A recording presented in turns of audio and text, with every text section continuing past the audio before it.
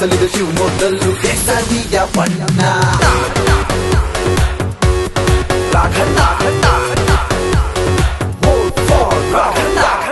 ಹಾರಿತು ವಿಮಾನ ನಿಮ್ಮ ಛಲದಿಂದ